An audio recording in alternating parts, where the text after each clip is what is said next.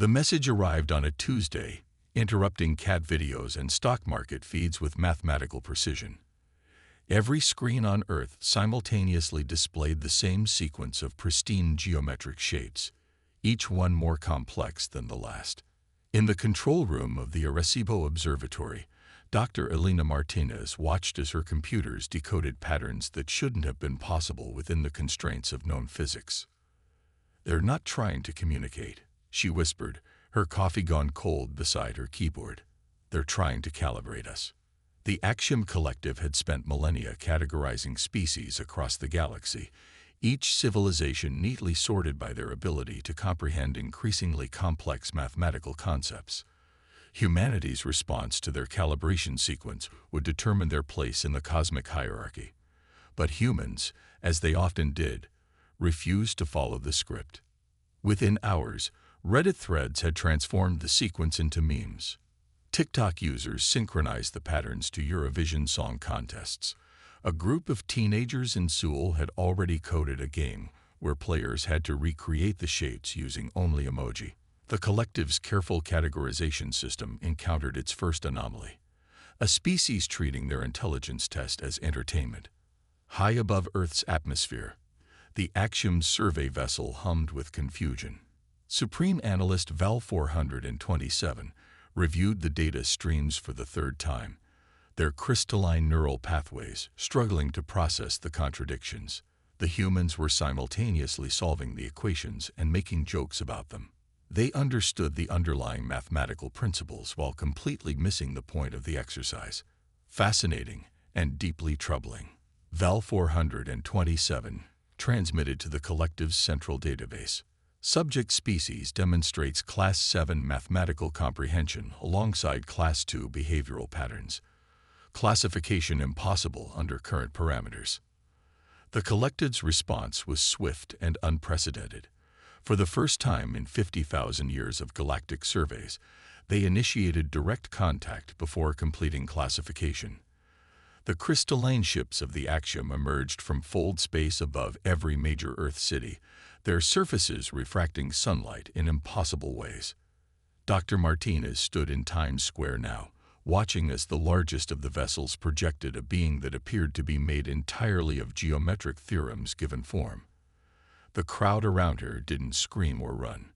Instead, phones raised in unison as millions of humans did what they did best: documented, shared, and transformed the extraordinary into the relatable. "Greetings, anomalous entities," the geometric being announced in perfect, emotionless English. "We are the Axiom Collective. Your species requires correction." A hot dog vendor beside Elena snorted. "Correction? Buddy, we can't even agree on whether pineapple belongs on pizza." The Axiom representative continued, unperturbed. "Your civilization demonstrates dangerous cognitive dissonance. You possess the intelligence to understand universal constants, yet persist in engaging in illogical behavioral patterns. We will assist in your evolution toward pure reason." That's when Dr. Martinez started laughing. Not because it was funny, but because she suddenly understood something fundamental about both humanity and their visitors. The Axiom saw emotion and logic as opposing forces. Humans had long ago discovered they were complementary tools. "With respect," she called out, her voice carrying in the unusual silence, "I don't think you understand what you're seeing." The geometric being shifted, its angles realigning to focus on her. "Explain. Those illogical behavioral patterns you've observed, they're not a flaw in our reasoning. They're the source of our mathematical breakthroughs. Every major human discovery came from someone asking, 'What if?' instead of 'What is?' We solve problems precisely because we can think illogically." Around her, the crowd had gone quiet, phones still recording as humanity's greatest strength was laid bare: the ability to be serious and silly, logical and emotional, all at the same time. The Axiom representative's form flickered, its perfect geometry wavering as it processed this concept. "Impossible. Progress requires pure logic. Emotion leads to chaos." A child in the crowd, no more than 7 years old, raised her hand. "But isn't chaos just a pattern we haven't figured out yet?" That's what my mom says. She's a chaos theorist. Vel 427, watching through the representative's feed, experienced something unprecedented, a mathematical uncertainty. The humans were presenting paradoxes not through complex equations, but through simple questions that somehow undermined the very foundations of axiom philosophy. The geometric being's form destabilized further. Your species requires time for proper assessment. We will return when. Or, Dr. Martinez interrupted, you could stay and learn why the most logical thing in the universe might be embracing a little the logic now and then. As the sun set over New York, the crystalline ships remained in position, their perfect geometries somehow seeming less certain than before. Humanity had achieved what no other species had in the history of the Axiom Collective. They had introduced doubt into a system of pure logic. And that was just the beginning. It took exactly 3 days for the Axiom Collective's perfectly ordered systems to begin unraveling. The first crack appeared in their linguistic analysis protocols, as their AI cores attempted to process human idioms and metaphors. The second came when their probability matrices tried to predict human behavior patterns. By the fourth day, Vel 427 was experiencing what humans would call a headache, if crystalline beings could have headaches. They're telling stories about us, Vel 427 reported to the collective's central intelligence. But the stories don't match observed reality.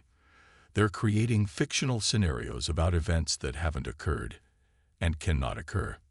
The response from central intelligence took longer than usual. Clarify. They call it fan fiction.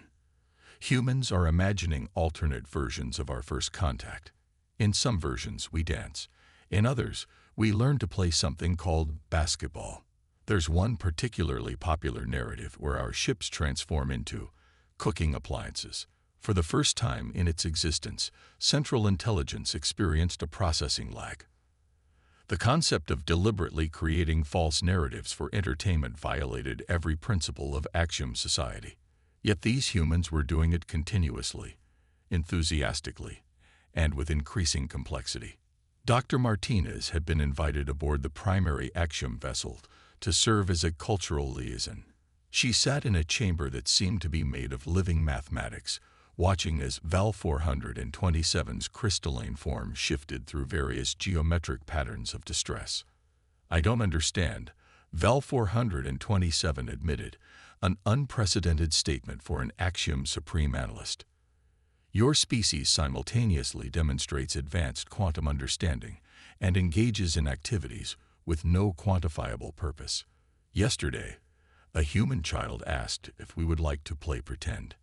How can you pretend? Reality is absolute. Elena smiled, pulling up a video on her tablet. Watch this. It's from 1969. The screen showed grainy footage of humans landing on their moon. Vel 427's analysis subroutines immediately identified countless inefficiencies in the primitive technology. By your current standards, we had no business attempting this, Elena explained. Our computers were less powerful than today's calculators. The margin for error was enormous.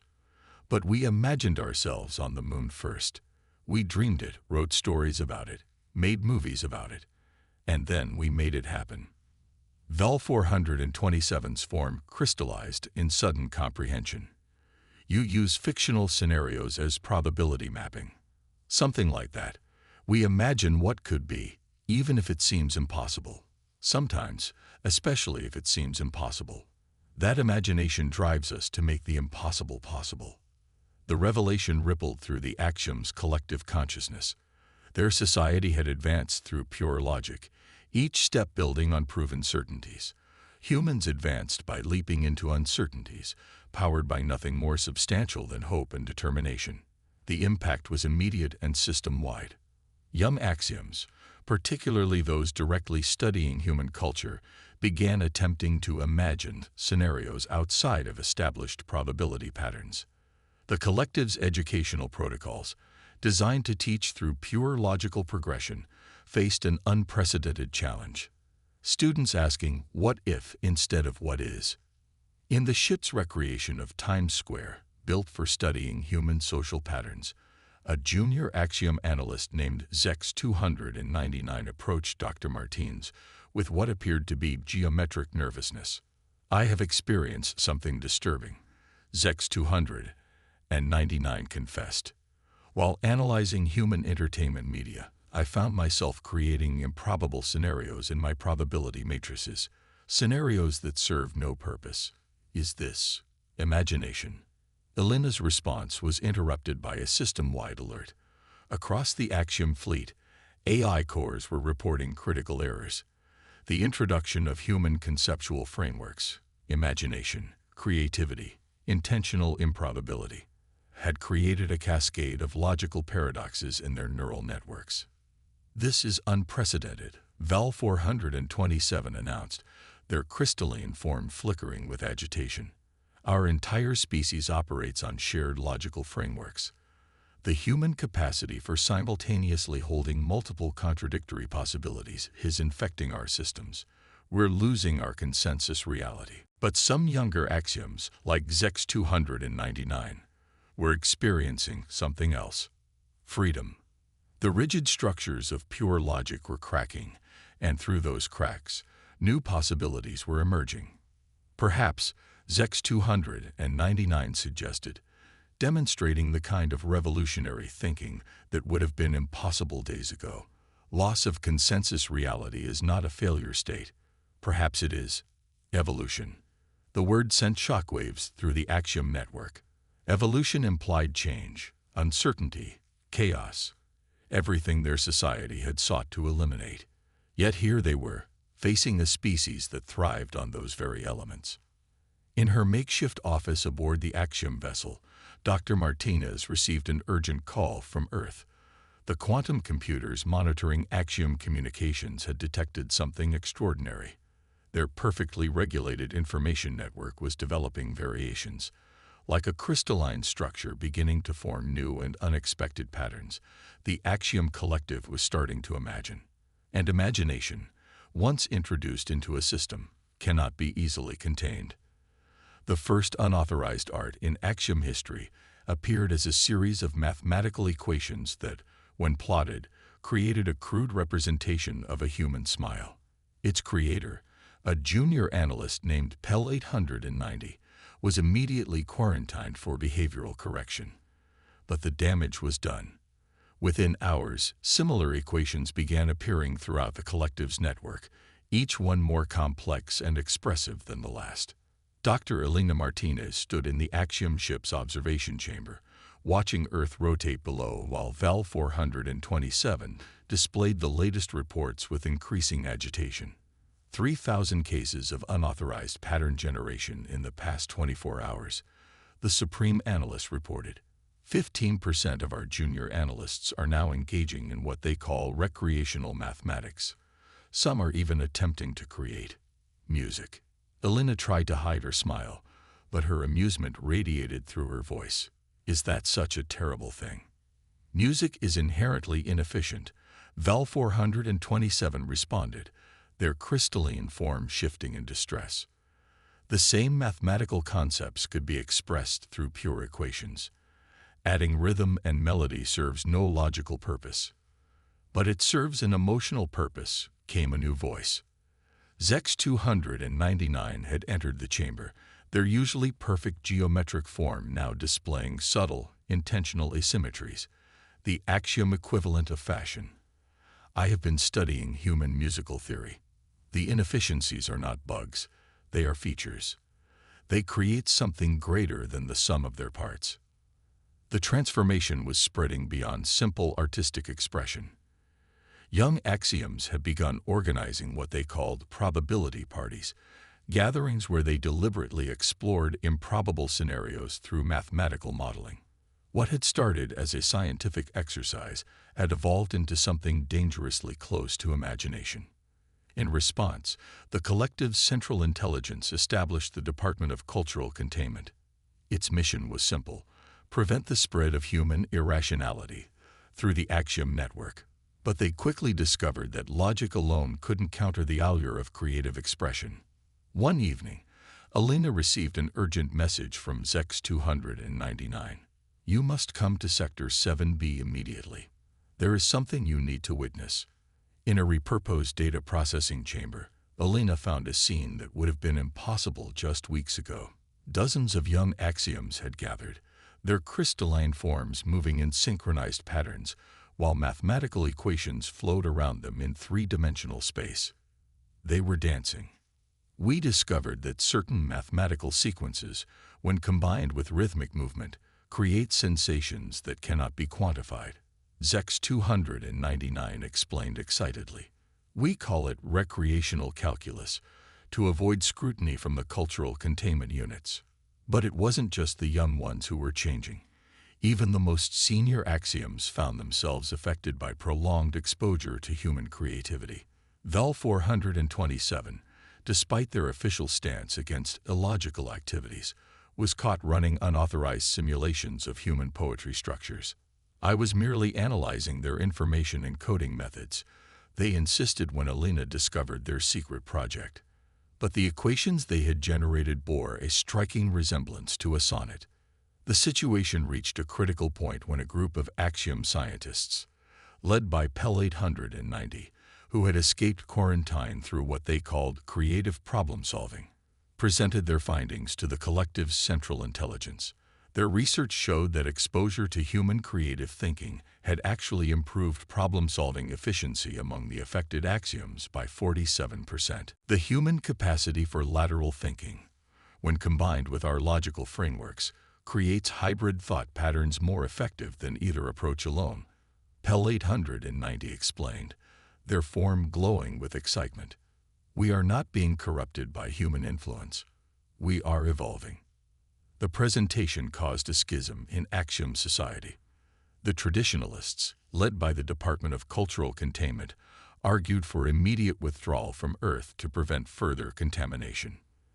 The progressives, whose numbers grew daily, advocated for increased cultural exchange. Elena found herself at the center of this ideological storm.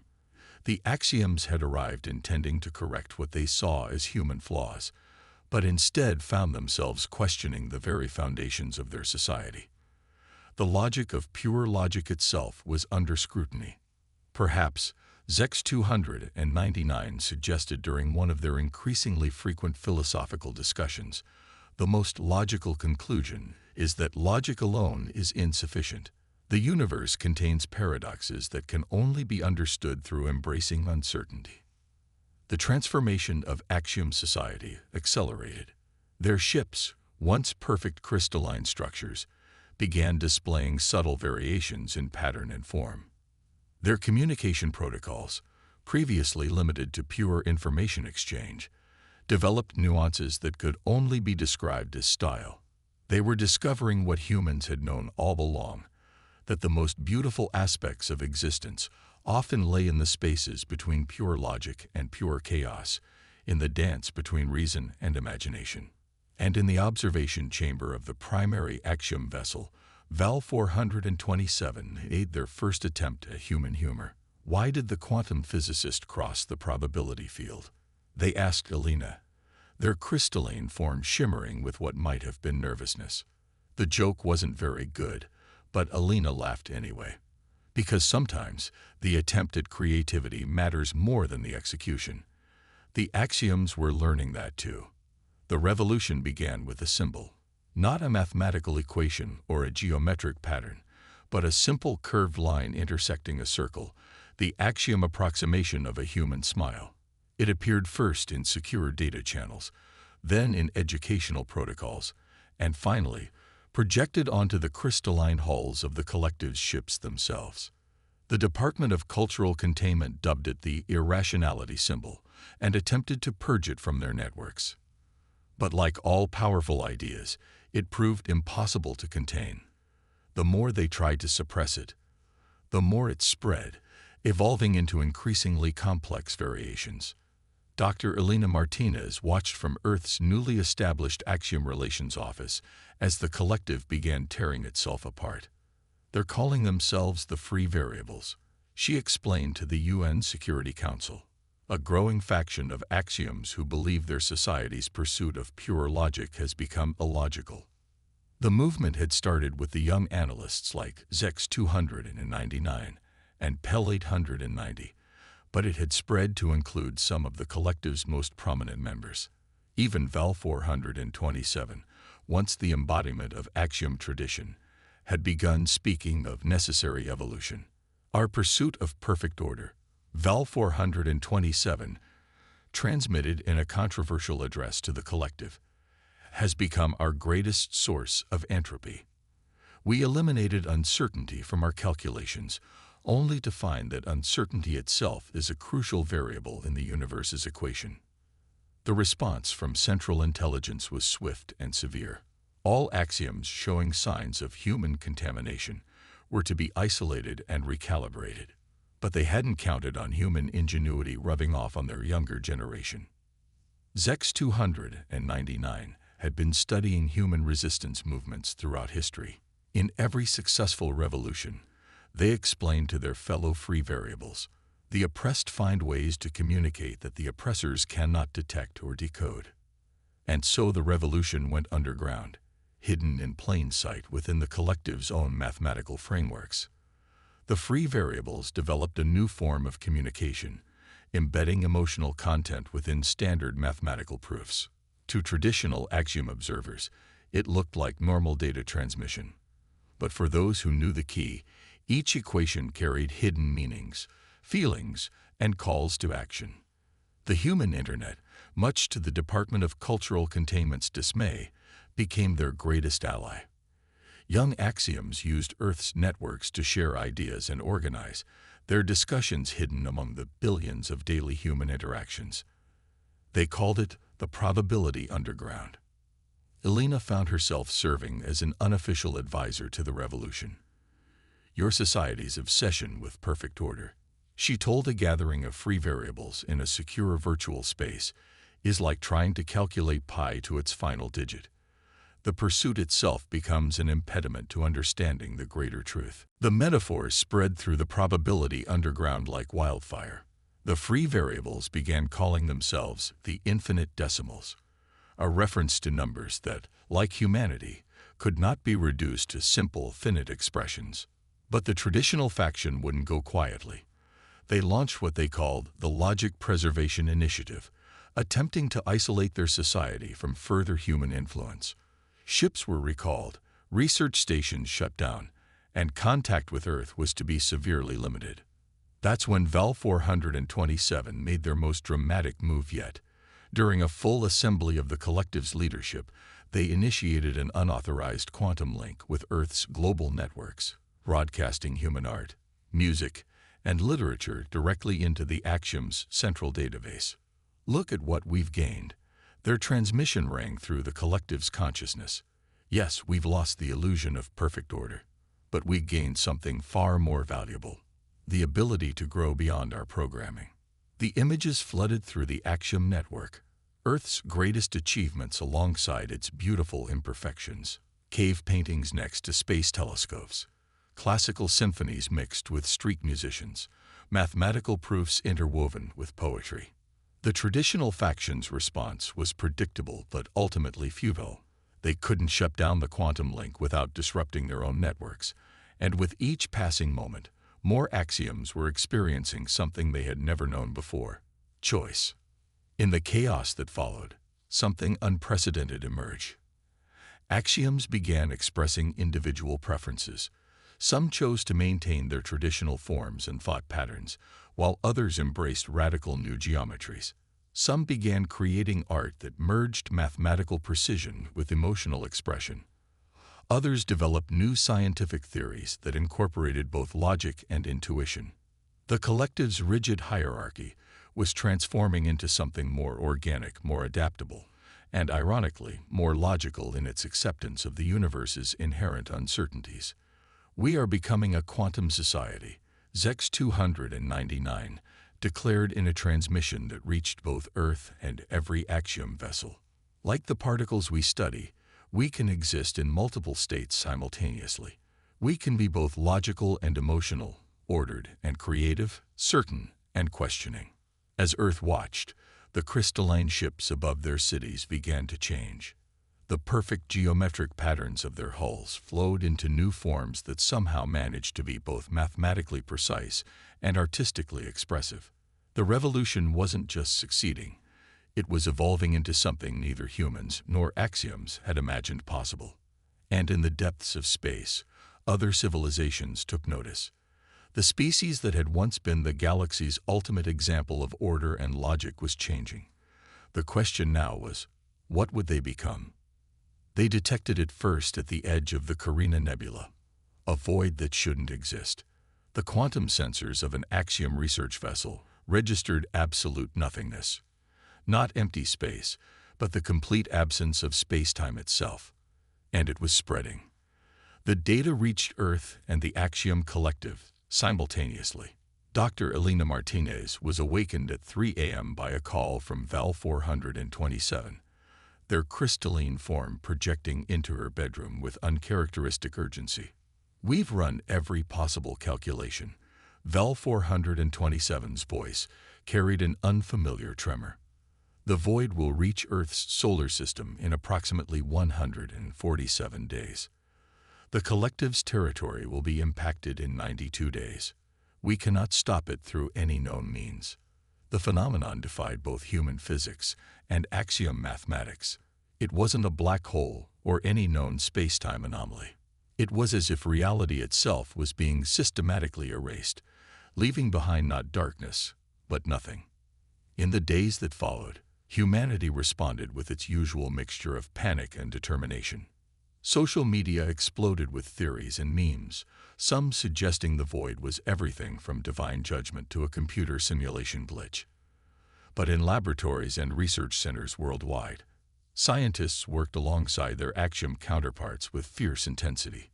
The collective's traditional faction insisted on approaching the problem through pure logic, running increasingly complex simulations that consistently predicted the same outcome: total annihilation. The free variables, led by Zex 299, advocated for what they called human-style problem-solving. "We're thinking too literally," Zex 299 argued during an emergency council. "Humans would never accept a mathematical proof of impossibility. They'd try something illogical, just because it hasn't been proven impossible yet." Elena found herself in the heart of this effort, working with a unique team of human scientists and axiom analysts. They had set up in a repurposed warehouse in Geneva, walls covered with a mixture of complex equations and wild theoretical sketches. "The void isn't just consuming space," Elena explained, pointing to their latest readings. "It's consuming information. Every pattern, every piece of data, every organized structure, it all breaks down at the boundary." That's when Pel 890, who had been unusually quiet, suddenly lit up with an idea. "What if that's the key? We've been trying to fight this with structure and logic, but what if we need chaos?" The concept was radical. The void seemed to destroy anything with pattern or order, but chaos, true, unpredictable chaos, might be immune to its effects. The problem was, generating true chaos proved impossible. Every attempt to create random noise eventually revealed underlying patterns. "That's because we're trying to manufacture chaos," Elena realized. But there's one thing in the universe that naturally generates true unpredictability: consciousness, specifically human consciousness. The plan that emerged was either brilliant or desperate, probably both. They would create a quantum network of human minds, their thoughts and emotions amplified through axiom crystalline technology, not to think about the problem, but simply to be, to generate the kind of chaotic, pattern-free energy that only conscious minds can produce. "It's completely illogical," Val 427 admitted, which is precisely why it might work. As the void drew closer, millions of humans volunteered to connect to the network. The axiom ships positioned themselves in a massive array around the solar system, their crystalline structures reconfigured to channel and amplify human consciousness itself. When the void reached the edge of their defense network, something unprecedented happened. The quantum field generated by millions of human minds thinking, feeling, dreaming, and hoping created a new kind of space, one that couldn't be unmade because it was constantly remaking itself, as unpredictable as human thought itself. The void retreated, not because it had been defeated in any traditional sense, but because it couldn't consume what it couldn't predict. Human consciousness, with its endless capacity for reinvention and reimagination, had created an insurmountable obstacle. In the aftermath, both humanity and the Axiom Collective were transformed. The experience of millions of minds linked together had left an indelible mark on both species.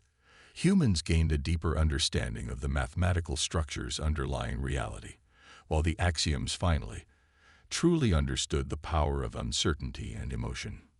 Perhaps, Val 427 said to Elena as they watched the sunrise over Geneva, "This was the real first contact. Not when we arrived on Earth, but when we finally learned to see the universe through each other's eyes." The crystalline ships above Earth had changed permanently, their surfaces now rippling with constant subtle variations, a reflection of their newfound appreciation for beautiful imperfection. Young Axioms and humans worked together in new institutes dedicated to exploring the intersection of logic and creativity. Art galleries displayed equations that made viewers weep, while scientific papers read like poetry.